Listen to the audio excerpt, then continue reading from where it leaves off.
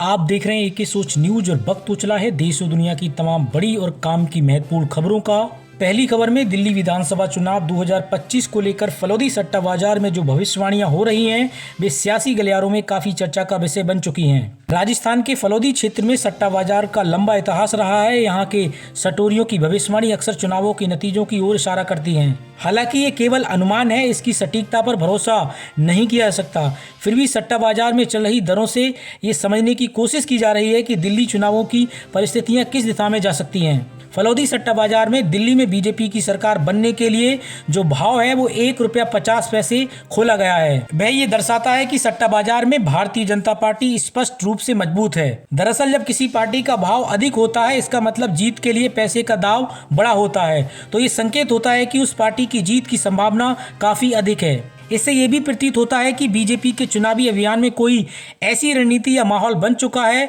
जिससे उसकी जीत की संभावना सट्टा बाजार में मजबूत दिख रही है।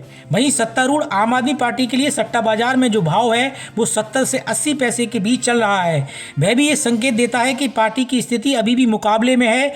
इसके आंकड़े के मुताबिक बीजेपी और आम आदमी पार्टी के बीच कड़ी टक्कर है। सट्टा बाजार में किसी भी पार्टी का भाव जितना कम होता है, ये उतनी ही जीत की कम संभावना होती है और ये दर्शाता है। हालांकि दिल्ली में आम आदमी पार्टी ने पिछले चुनावों में सफलता हासिल की और ये देखा जाएगा क्या उसकी रणनीतियां इस बार भी प्रभावी साबित होती हैं या नहीं। वहीं कांग्रेस पार्टी के लिए फलौदी सट्टा बाजार में एक चौंकाने वाली भविष्यवाणी सामने आई है। सट्टा बाजार में कांग्रेस के लिए चुनाव जीतने के किसी भी भाव का खुलासा नहीं किया गया है। वहीं अगली खबर में वक्फ संशोधन विधेयक को संयुक्त संसदीय समिति जेपीसी ने मंजूरी दे दी है। इसमें 14 बदलाव किए गए हैं। आगामी बजट सत्र में रिपोर्ट सदन में रखी जाएगी। सत्तारूढ़ भारतीय जनता पार्टी के जगदम्बिका पाल की अगुवाई वाली समिति के समक्ष कुल 44 बदलाव प्रस्ताव किए गए थे। इनमें से कई प्रस्ताव विपक्षी सांसदों ने भी उठाए गए थे, लेकिन मतदान के जरिए विपक्ष द्वारा प्रस्तावित परिवर्तनों को अस्वीकार कर दिया गया है।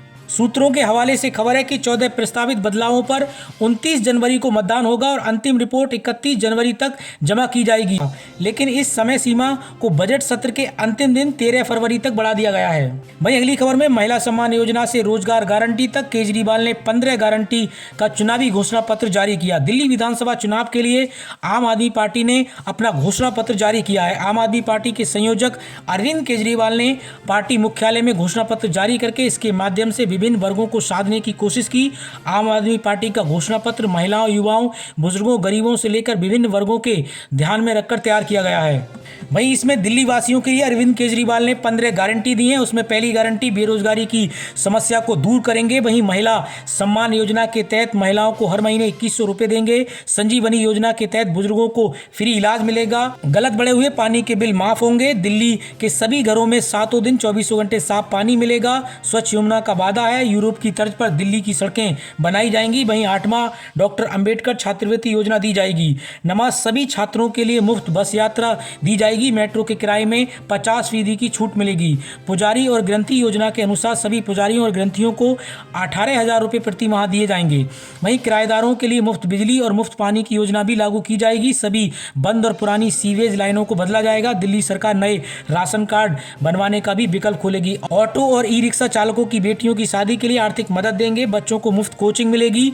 चालकों के लिए 10 लाख रुपए का जीवन बीमा और 5 लाख रुपए का दुर्घटना बीमा देंगे। वहीं अगली खबर में पीएम किसान योजना की 19वीं किस्त 24 फरवरी को जारी होगी। कृषि मंत्री शिवराज सिंह चौहान ने बताया कि प्रधानमंत्री मोदी बिहार के किसानों के खाते में 2,000 रुपये ट्रांसफर करेंगे। प्रधानमंत्री किसान सम्मान निधि योजना के तहत किसानों को मिलने वाली 19वीं किस्त का इंतजार खत्म होने वाला है। प्रधानमंत्री नरेंद्र मोदी 24 फरवरी को बिहार से इस योजना के पैसे किसानों के खाते में डालेंगे।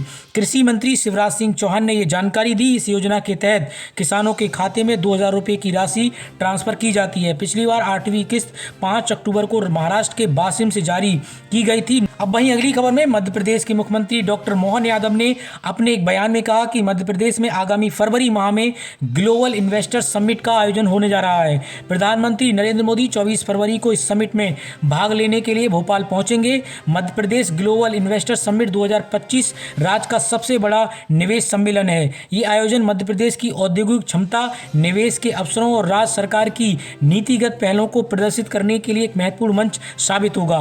2 दिवसीय इस आयोजन में 15,000 से अधिक प्रतिनिधि देश विदेश से भाग लेंगे। इसमें प्रमुख उद्योगपति, 30 से ज्यादा देशों के प्रतिनिधि शामिल होने की उम्मीद है और हमारा लक्ष्य 50 देशों से अधिक सहभागिता प्राप्त करना है। समिट में 4 महत्वपूर्ण विभागीय सम्मेलन, विशेष प्रवासी सत्र, सेक्टोरल सेक्शन और बायर सेलर मीट का आयोजन किया जाएगा। इसके अलावा ऑटो और टेक्सटाइल एक्सपो के साथ साथ नवीनतम तकनीकों का प्रदर्शन भी आकर्षण का मुख्य केंद्र होगा।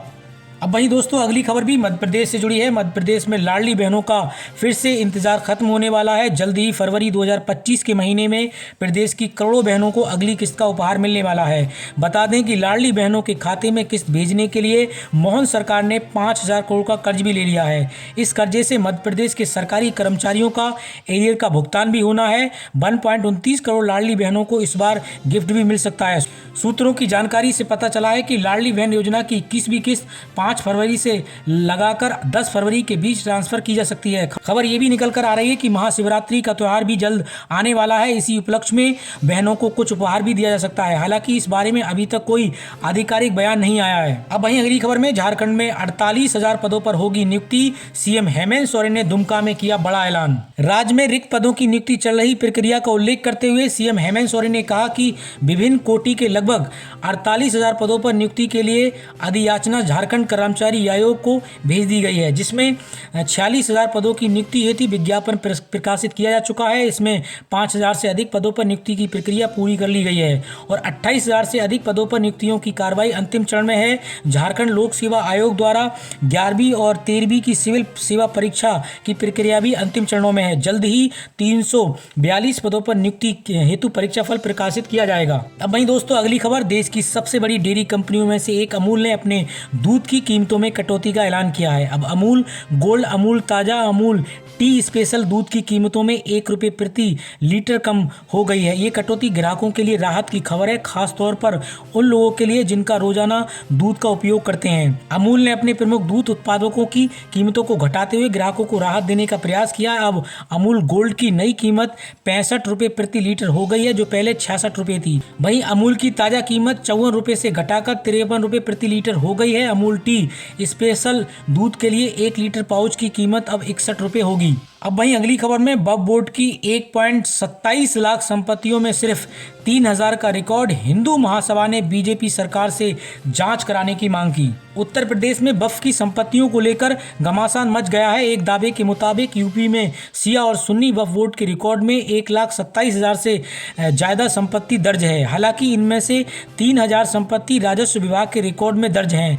अब इस मामले में हिंदू महासभा ने बीजेपी सरकार से जांच कराने की मांग की है। अखिल भारत हिंदू महासभा के राष्ट्रीय प्रवक्ता शिशिर चतुर्वेदी ने कहा कि उत्तर प्रदेश के शिया और सुन्नी वक्फ बोर्ड ने लगभग 1,27,000 से ज्यादा संपत्तियां वक्फ में दर्ज करा रखी हैं। सरकारी आंकड़ों में इनकी संख्या 3,500 है। बाकी की जमीन कहां से आई है, बीजेपी सरकार ने इसकी विस्तृत जांच करनी चाहिए। शिविर ने कहा कि सरकार को जांच कमेटी बनाकर जल्द से जल्द इस मामले की जांच करानी चाहिए। उन्होंने कहा कि हिंदू महासभा का दावा रहा है कि वक्फ बोर्ड देश का सबसे बड़ा भूमि माफिया है। अब वहीं अगली खबर में हम कुछ नहीं कह सकते, एससी ने खारिज की दहेज और घरेलू हिंसा कानूनों की सुधार की मांग वाली याचिका। सुप्रीम कोर्ट ने दहेज और घरेलू हिंसा कानूनों में सुधार की मांग वाली याचिका को खारिज कर दिया है। सुप्रीम कोर्ट ने याचिका खारिज करते हुए कहा कि इसके लिए समाज को बदलना होगा और हम इससे कुछ नहीं कह सकते। याचिका में कहा गया है कि मौजूदा दहेज और घरेलू हिंसा कानूनों का गलत इस्तेमाल किया जा रहा है, ऐसे में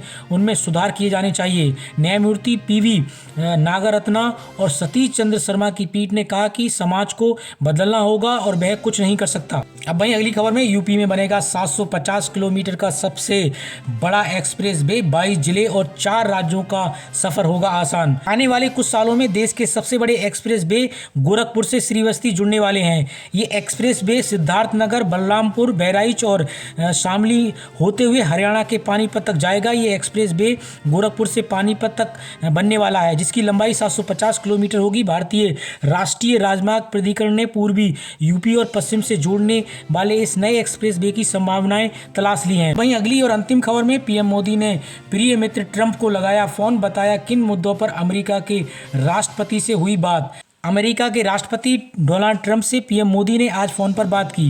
ट्रंप के राष्ट्रपति बनने के बाद ये पहला मौका है कि जब दोनों देशों के नेताओं के बीच फोन पर बात हुई है। इससे पहले जब ट्रंप ने अमेरिका के राष्ट्रपति पद की शपथ ली तो पीएम मोदी ने उनको शुभकामनाएं दी थी। पीएम मोदी ने कहा था कि दोनों देश एक साथ मिलकर काम करेंगे। इसी तरीके की देश और दुनिया की खबरों के लिए आप AK सोच न्यूज के साथ जुड़े रहिए।